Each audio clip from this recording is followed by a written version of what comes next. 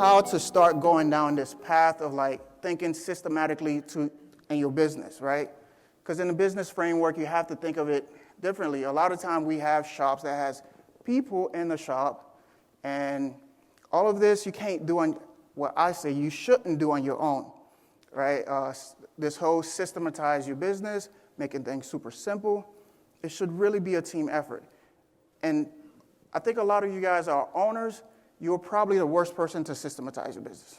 Like, literally, you're the worst person. And the reason is because you have so many things in your head.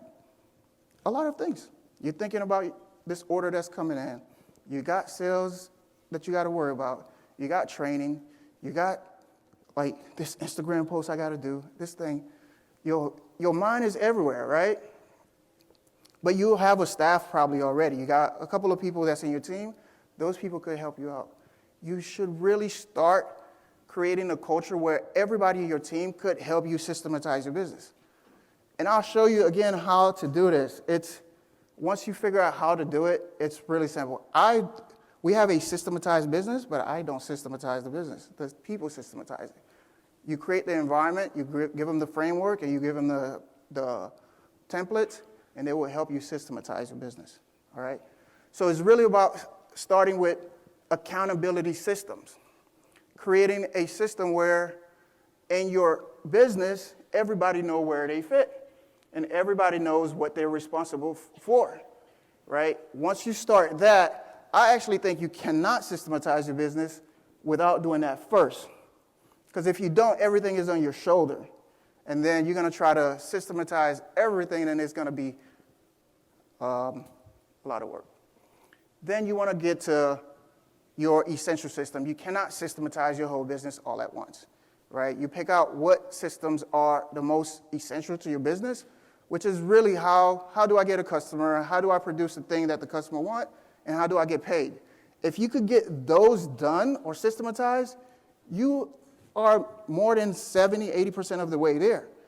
And everything else will start to be systematizing itself. So essential system will help you get that. And creating a system for your system, right? If you don't have a place, frameworks, or just templates, there's no way you're going to systematize it because everything's going to be everywhere. So you just need to create that one place or that one framework to systematize your business. And the last thing, you're going to need technology in order to bring this to life. You're going to need a place to store it, to share it, to manage it, and to secure it. If you have a systematized business, you could sell your business. You could pass it on, and your business become more valuable. Without a systematized business, nobody wants to buy your business because it's just going to be chaos and everything's in your head, right? Let's talk about it. First, I know a lot of you guys see this, right? Or maybe an organizational chart, but go think of it as an accountability chart. This is literally my company's accountability chart. A lot of time it's you as the founder that's towards the top, right? Put yourself there. And if it's just a one-man team and it's just you, put your name everywhere in the boxes because eventually your business is going to grow and evolve, right? So, I always say you should really have yourself like a right-hand man or a right-hand person that could really help you run your business. An assistant manager or even an executive assistant. If you have it this way, then you have a way to just release information that's in your head, and that person could help you just push things forward, right? And then you break your business down into the main categories, which is sales and marketing. Who's in charge of that? Who's in charge of production? Who's in charge of sale of your finance? You have marketing good, you have production good. Marketing and sales is one. Production good and finance is good. You pretty much have a solid business, in my opinion. Then you could, of course, grow this to become bigger as you get more sales, but your basic starts there. Have names there, then you could start system because then, hey, I need sales to be systematized. James, you are in sales. Let's talk about how to do this, right? Amy, you are in production. Let's talk about how to do this. so-and-so you are in finance, let's talk about how to do this, right? As you can see now, a lot of this is no longer your shoulder. Start there. If you start there, that's the place where you start building the foundation for success. And then you go over to your areas that's essential in your business that you want to systematize. This is how you would break down your business and like, how do I want to get a full system? Like you could start here in marketing. What do I want to systematize? Digital marketing, affiliate, existing customers, and then sales, right? Operation, finance, and then there's a couple there, HR and admin. And then you put some dates on the bottom. Hey, probably right now, it's all you, right? In the future, 6 months from now, who could take over yourself? Like in a year, 2 years. Build it this way. This way you break down your business into these core essential systems. If you have these core essential systems documented, you're good. You're like really good. So this is one way to start breaking down your business and systematize it.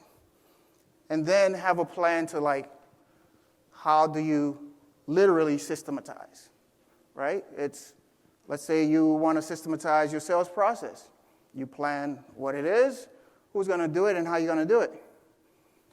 And to systematize, it's not this big thing. It's really like capturing like the core pieces, right? It's not a whole book.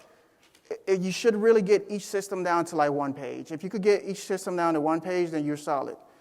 I like to use video recordings. A lot of my business is, right now at least, is an online business, but you could use your cell phone, right? Just get a recording. People just consume information a lot faster now through video. So video is the way to start. And a lot of time you are doing it right now already. Let's say you're having a sales conversation. Record that sales conversation. That's your system right there, right? If you capture it, then the next person that does it without you there sees how you did it. And you just pull out those bullet points. So you start to systematize it, and you document it step by step. You review it, you share it, and over time you improve it and you tweak it. Because that first time is going to be raw, it's not going to be perfect, and you should not go for perfection the first time. You should really just capture the essential part or just the purest part, and then over time just improve it. So that's how you want to start doing it. These are some you don't need major tools to systematize. Because a lot of time, oh man, you already have a lot of these things already. I know a lot of folks, they already use the Google systems to, right? Like your Gmail or whatever. A lot of folks, they don't know, but if you have that suite, it has everything that you need to systematize your business. It has your document, it has your spreadsheets. Start there.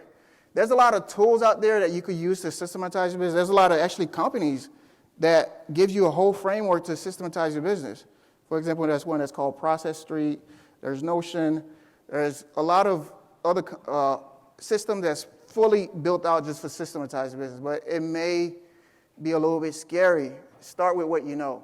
Start with like Google, your Google products. I personally love using Notion. Notion it's this tool where it has a lot of docs and database. It allows you to just systematize. It allows me to just dump my brain into a place and then get in a systematized ways. So Notion, to me, I personally like it. A replacement for Notion is Basecamp.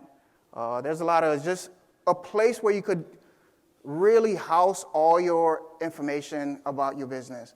You could do this also through a spreadsheet or a doc. I find that it's not as organized, so Notion worked well for me. I use Loom to do a lot of recording just because it gives me a link at the end, and it's really fast. So if I do a recording right now, I just get a link right now. And I could put that link somewhere, and that links live forever. And I could share that link, and it makes the sharing process super simple. I'll show you again how to put all this together. All right. So, technology. hard not to get scared about technology. Just think of it differently. Really, technology is like, if you think of it in a simple way, is really when you, at least for our businesses, we don't need a lot of technology, but you do need technology to like, for speed, but you don't need to overwhelm yourself with technology. There's really 4 areas of technology that you should think of it, like bucket it this way. You need a tool to collaborate with your team. Like how do you talk, and for me, a favorite tool that I like to use is Slack. Slack allows you to put everybody all in one place. That is probably a perfect tool for everybody. You could put your sales team, your marketing team, your production team, your customers, if they're hip on that, all in Slack. Collaborate. There's other tools that could do that. When I first started, I even used a WhatsApp group. WhatsApp just allowed me to keep everybody. But Slack is just that next level. It's probably the best tool to do that. The next category of tool is a relationship management tool, which is really a tool for you to build relationship with your customer. You can't really run your business through an email. You need to be able to pull information out and categorize it. It's a lot of a CRM, right? A CRM. And a lot of the, say, shop management tools that's out there that the folks has some CRM built into it. But as you start to build your business and you start to get, $200,000-300,000 a year, you probably gonna need a CRM tool, or close to $1 million, you need a CRM tool to really just clean up your sales pipeline and move the deals faster to close. So think of like CRM tools. And you just need an operational tool, like a tool to literally run the back end of your business. And a lot of that is a shop management tool. If you guys are doing screen printing or embroidery, or just get a industry specialized tool that could allow you to do that. There's a lot of, if you're here, you're gonna find a lot. If you're screen printing, there's Inksoft, Printavo, Shopbox, YoPro. All of these tools are like operational tool. You could literally just run your business through that whole tool because all your information lives there, your customer information there. You could write quotes.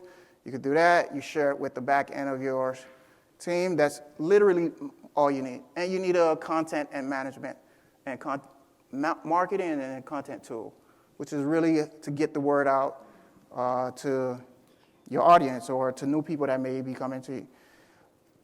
Those are literally all the tools you need. Like, what happens over time is we get a bunch of tools, and those tools will start to overwhelm us. I like to keep my tech stack really, really simple, right? And I have a tech degree. Even with a tech degree, I still like to keep my tech stack super simple because tech is just overwhelming, and it slows down. It slows you down because the learning process for a lot of tech is long. And a lot of time we don't put all the commitment. We'll get halfway to learning a tech tool and then we drop it.